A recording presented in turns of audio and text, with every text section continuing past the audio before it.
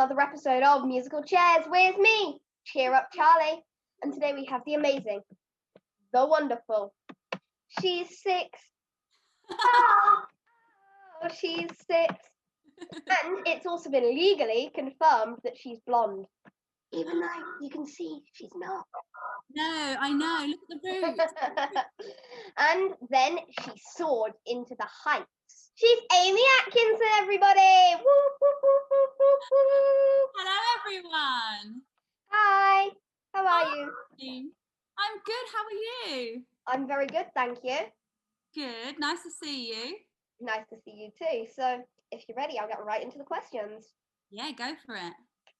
What age did you discover that you loved to perform, and did you always sing and dance? Oh, I think I was quite young. I used to just always be singing in my head. I was quite shy when I was younger, so I didn't really sing out loud for many, many years. But I remember being at primary school, being quite young, and just always singing songs in my head. And then what I would do is I would go, because I was really shy and I didn't want to sing in front of anybody, I'd go down to the bottom of my garden and I would sing belt out show tunes and songs from Les Mis and stuff. And my next door neighbours heard me over the garden fence and they told my dad. So my dad booked me into a recording studio.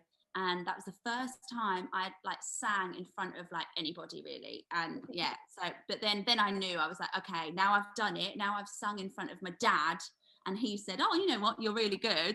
I thought, right, I'm going to do this. So yeah, I can't remember how old I was then, maybe 10, 11, something like that. Yeah. So, did you have a really supportive family growing up who were from the arts, or were they like mine and knew nothing but my biggest supporter? My dad was in a rock band and played the guitar and all sorts of stuff. My mum's not in the industry; she's a taxi driver, but she was very supportive too. So I was very lucky. I think they just knew, once they heard me sing, and I used to dance around the kitchen all the time when I was younger, and I think they just thought, oh, do you know what? Just let her do what she's got to do. I wasn't very academic. So I think they just thought, you know what, just let her do it, and it worked out, so that's good. You see, I'm exactly like you, apart from the fact that I am still quite academic. Yeah, well, that's good. I mean, it's good. I think, yeah, definitely keep doing both things. It's always good to have both sides. I think for me, I was good at English and stuff. I was really good at English. I wasn't great at science. I wasn't great at maths, but that's another story. So you trained at Arts Ed. Do you believe that training should be accessible to everyone? And if so, how can we help this happen?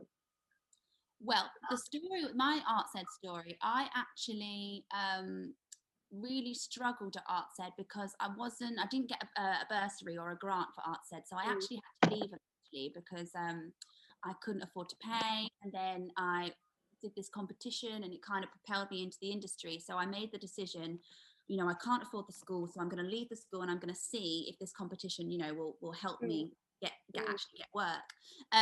So yes, I really believe it should be accessible for everyone. I mean, I do understand why they're so highly priced, because I think it's a specialist thing. You want really good training, you want the best people, and they can't, you can't just offer everything for free. But I think maybe there should be other programs and more grants available to people in disadvantaged areas, or that sort of thing, more to make it more diverse and stuff like that, because I do think it can sometimes be kind of like an elite thing to go to drama school, so there should be more options for everyone, I think. Yeah. So what was your first big break, and where were you when you got it? Do you know what, it's funny, because I did this competition, so I was at Arts Ed for a bit, and then I left to do a competition called the Voice of Musical Theatre, and I ended up winning the competition. And that was the decision I made. I thought, you know what, I'm going to go and I'm going to see if I can make it in the industry. So that was my first big break. However, I thought at the time, oh my God, this is it. I'm going to be in musicals and I'm going to be the star of the West End and all of this sort of stuff. And it didn't happen, Charlie. It didn't happen. So I left Arts Ed and with no money, and I won this competition, and then nothing really happened, if I'm honest, for a very long time, until I auditioned for a little show called Six.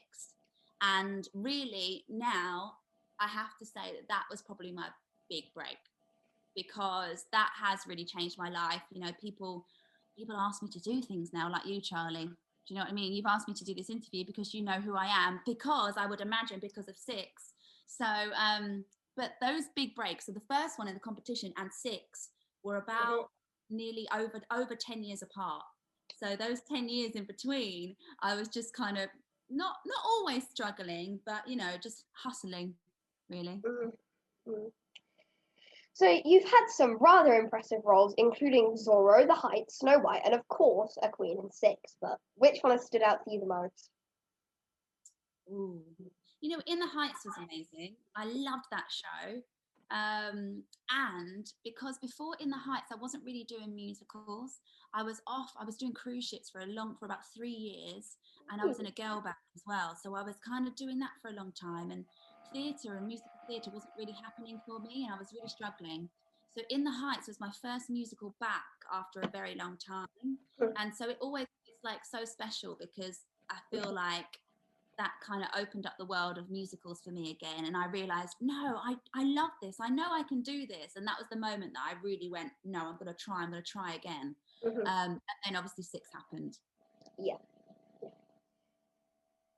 So one of my mum's favourite films is Pretty Woman. How did you feel to hear that you had got the role of Vivian in the musical, which is directed by my friend now, Jerry Mitchell? It was so strange, Pretty Woman, because Six was amazing, but before Six, like I was saying, I wasn't really doing very well in musicals, and it was a struggle. So I was really scared when I left Six, that I thought, what if I don't get another show? What if that's it? And then I started auditioning for Pretty Woman, and I honestly, Charlie, I really didn't think I would get it. I just thought, this is amazing that I'm even in the room with like these people, and I'm getting to do, because when I saw Pretty Woman was on Broadway, I thought, oh, I think I could do that. I think I could do that. So yeah, when I actually got the call, I was about to step on a cruise ship to go to New York. So I was basically going back into cruises. I was going to, do all that again. And I got the call about Pretty Woman, and I was like, what? No, I couldn't believe it. It was so surreal, because I don't know, I never had one of those moments before, like where you're auditioning for something quite big and then you actually get it. Like my story thus far had been like, yes, I was auditioning for things, but I would never get the job, So yeah, it was kind of surreal. And when you see like people go, and they're screaming and they're going crazy and they're like running around all excited, that kind of wasn't really me. I was like, okay, thank you, bye. And I was just so silent, because I just couldn't process the information that it had actually happened after nearly 20 years being in the industry. I was actually going to be a lead, female character in a West End show. I couldn't believe it. I still can't believe it, if I'm honest with you, but it happened.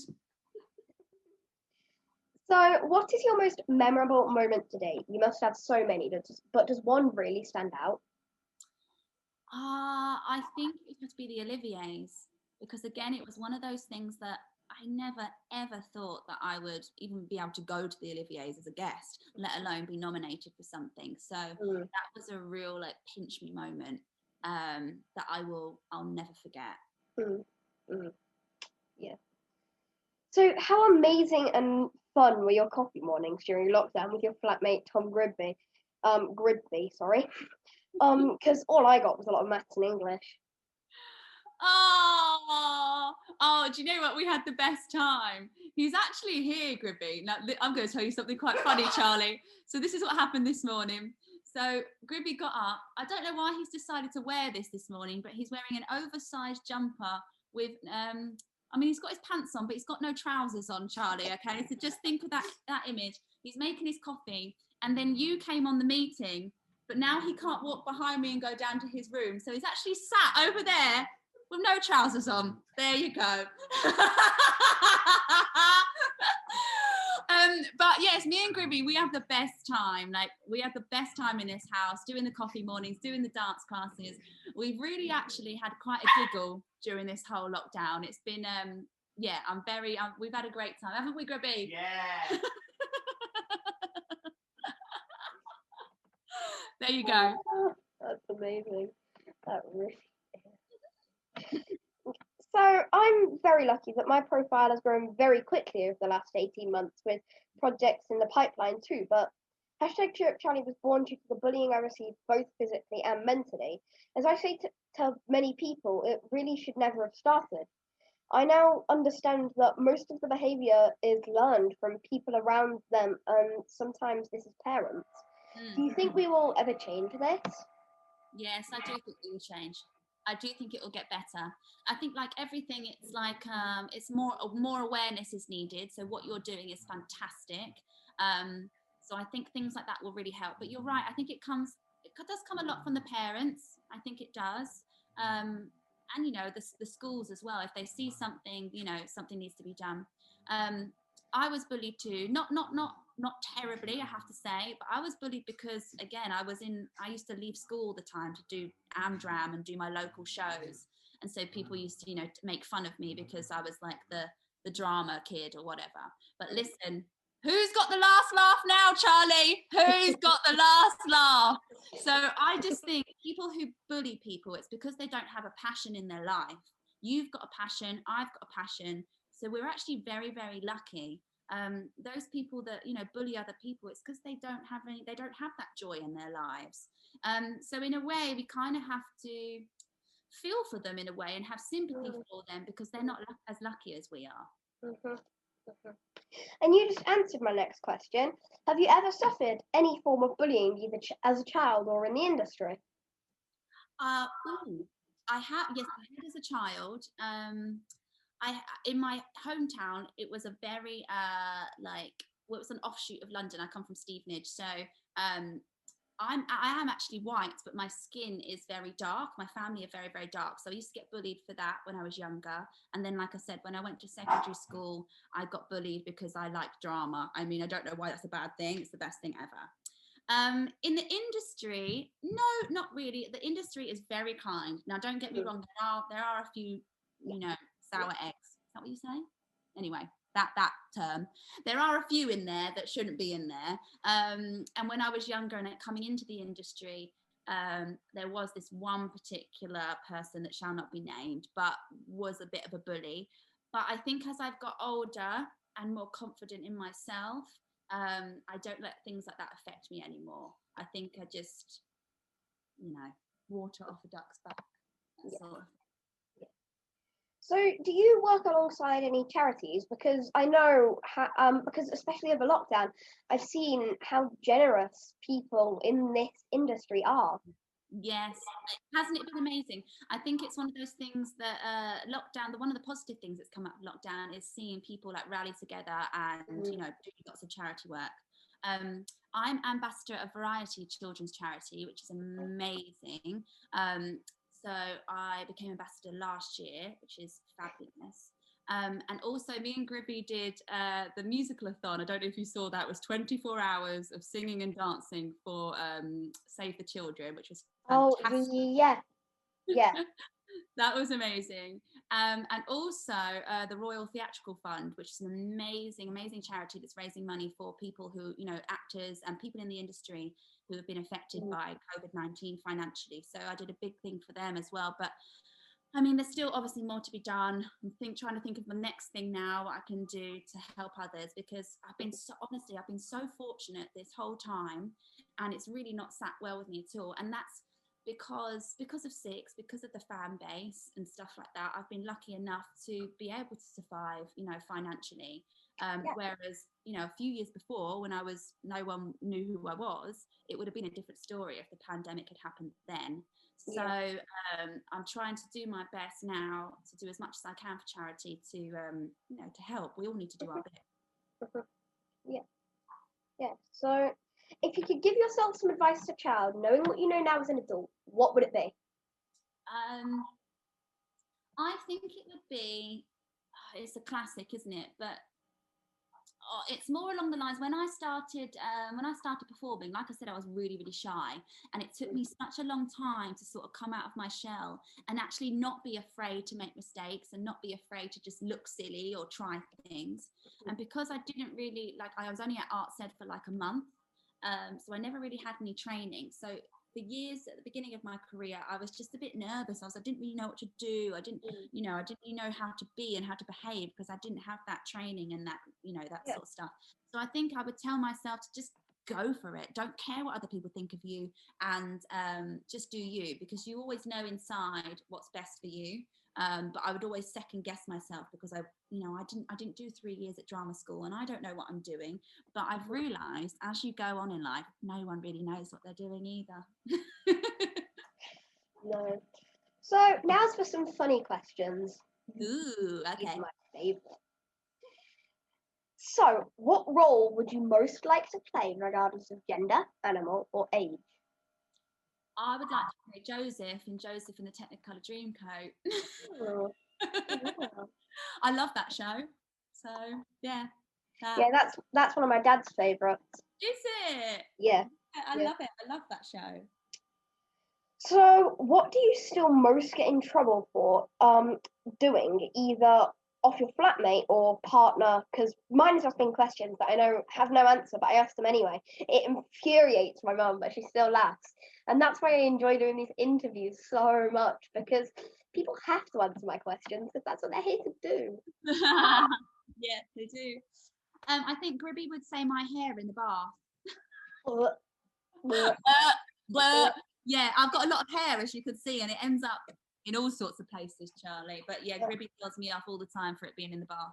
You've just answered my next question. What's your most disgusting habit? And there are some really bad ones coming out now, so don't worry. Yeah. Like Lizzie B, she loves watching videos of people popping spots and that.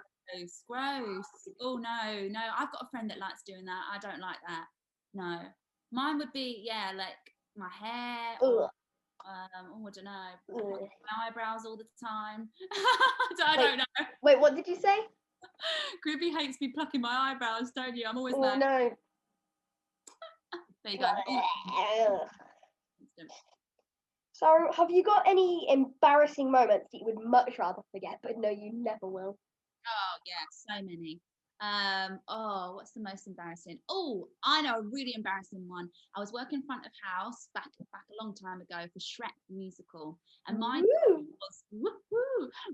job was to sell slush puppy cocktails, right? So they put me in these high heels. I had these Shrek ears on, a tiny little skirt situation, and I had like an ice cream tray, but instead of ice cream there was slush puppies. There's a red one and a green one, and then I had to mix alcohol in it. It was a whole thing. Anyway, in Drury Lane there's these stairs that go down like this and then they part ways. Very grand, very beautiful. So I'm walking down the stairs with 12 slush puppies, my bottles of alcohol, and this little boy ran past. You know what's coming. I'm in high heels. This little boy runs past me, knocks this bottle of alcohol out of my hand. As I go to grab it, I fall over my own feet. I fall down the stairs, chest first, like this, with this tray, literally like this, down the stairs. I get up, I'm covered in green and red slush puppy. It was not one of my finest moments.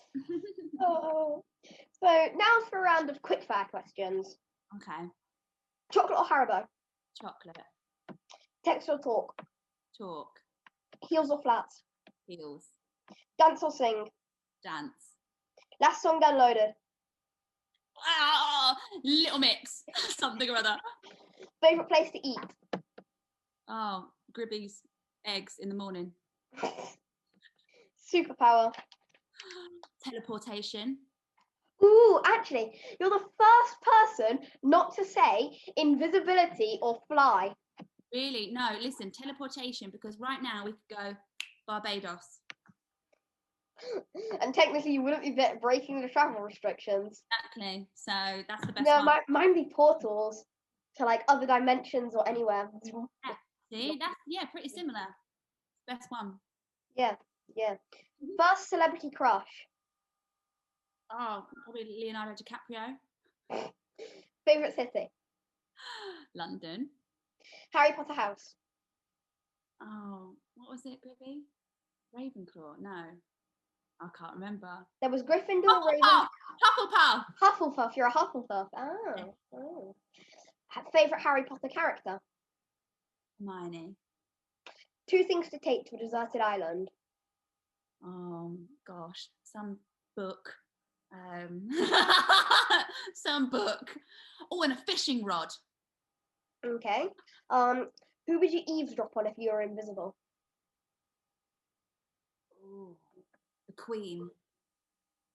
Ooh. Actually, you're one of the only people not to say the White House or Parliament. Really? Yes, yes. Definitely the Queen. So, I hope your tongue's not in a knot, because it's time for a tongue twister. You should be amazing at these, so I found you a nice hard one. No, I'm terrible. Now listen, I've got a really big tongue, so it's very difficult to do anything. I'm ready. All right. You can repeat after me and then go on your own. All right. Which wristwatches are Swiss wristwatches? Are Swiss wristwatches? And which one belongs to a Swiss witch? Which one belongs to a Swiss witch? I mean, there's no way. I can't even remember the first sentence. I can put it in the chat for you. Yeah, go and put it in the chat. I know it was which wrist watches. That's the first bit. What do you think, Magic? Which wrist watches? Do you remember it, Gribby? Have you done this one before? Gribby's done it before, so he's cheating. Which wrist watches are Swiss wrist watches? Look at you saying. Which wristwatch belongs to a Swiss? Oops, my caps lock was accidentally on. That's all right. We'll go. Which wristwatches are Swiss wristwatches? Which wristwatches are Swiss wristwatches, and which one belongs to a witch? There you go. Awful. I mean, I could count that, but I also couldn't. I don't think you can count that because I was basically just reading it off the chat. Okay. Oh, well done-ish. Thank you so much for this interview, Aimie. It was a pleasure and an honour interviewing you. Oh, thank you. Right back at you. Thank you so much for having me. Thank you. So, have a good day. You too. Bye. Bye, Poppy. Bye, Aimie. Bye, Charlie. Bye. What an awesome interview. If you want to see more interviews like that, make sure to like, subscribe, turn on the notifications button, and also, if you want to make a change, go follow my Instagram, because we all want to make a change here, okay? So, just go do